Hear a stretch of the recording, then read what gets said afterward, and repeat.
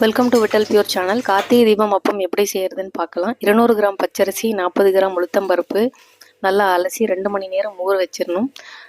வெதுவெதுன்னு இருக்கிற பாலில் 180 கிராம் வெல்லம் சேர்த்து நல்ல ஒரு வெள்ளை கரைசலை நாம் தயார் செஞ்சுக்கணும்.